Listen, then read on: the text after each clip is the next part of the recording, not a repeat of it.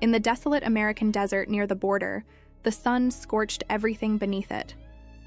Kevin, a middle-aged black auto mechanic, walked along a lonely road beside his old car. He was just an ordinary man until he spotted a woman named Valerie anxiously peering under the hood of her vehicle. As Kevin approached to offer help, a patrol car suddenly pulled over. Officer Cooper, a burly man with a suspicious glare, stepped out.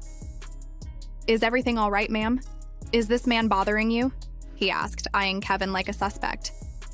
"No, he's just helping me," Valerie reassured him. However, Cooper wasn't convinced.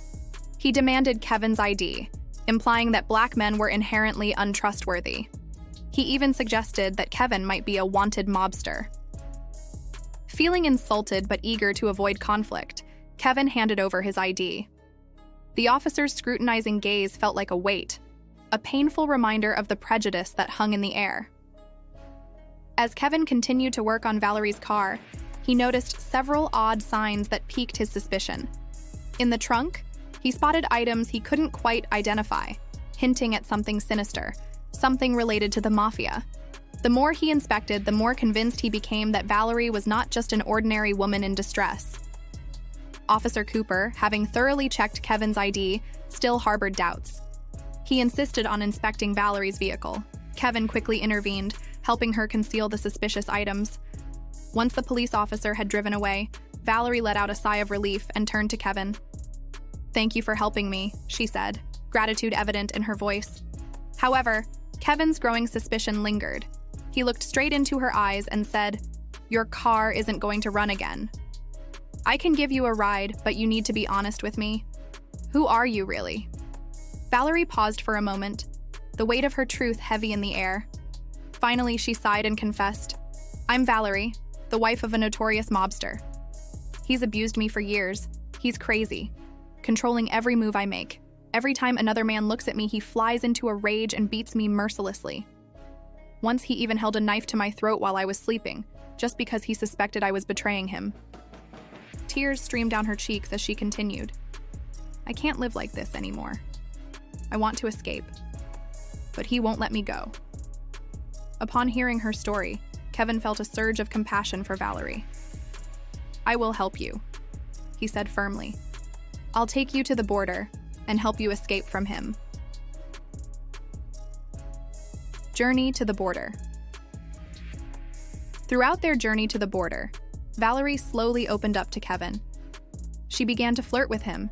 Every smile and glance drew Kevin in deeper. In the desolate landscape, they shared passionate kisses, and with each intimate moment, he felt himself getting more entranced by her, despite the lingering doubts in his mind. As they neared the border, Valerie's demeanor shifted. She grasped Kevin's hand tightly, fear flickering in her eyes. "Are you sure we'll get through?" she asked, her voice trembling. Kevin reassured her. "We'll be fine. Just stay calm." With a soft smile, Valerie wrapped her arms around him. Border checkpoint. Upon reaching the border checkpoint, they were instructed to stop for a document check.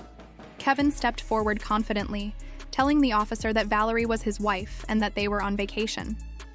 Everything seemed to be going smoothly until another officer demanded to inspect Valerie's suitcase. Valerie's expression changed instantly as panic washed over her. When they opened the suitcase, Kevin's heart sank. Inside lay an array of drugs and firearms.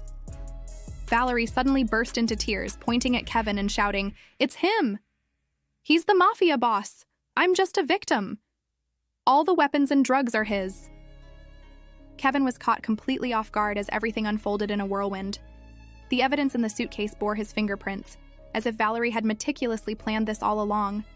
Kevin was immediately arrested by the police while Valerie prepared to drive off in his car. Handcuffed and shoved into the back of the squad car, Kevin seethed with rage, replaying the betrayal in his mind. He couldn't let it end this way. As an auto mechanic, he knew the ins and outs of escaping such situations. With a few deft movements, he managed to slip free from the handcuffs and escape from the police vehicle. Fueled by anger and determination, Kevin raced toward Valerie. When he reached the car, he was met with a horrifying truth. Valerie was not who she seemed. He overheard her making a call to someone, and it became clear she was the very mafia boss the police were searching for. The shock didn't end there. Kevin discovered that Valerie had undergone surgery to transform into a beautiful woman, effectively hiding her true identity. The realization crashed over him like a tidal wave. He had fallen for a man. The thought made him feel sick to his stomach. Just then, Valerie spotted him, her voice dripping with malice. "I can't let you live. You know too much."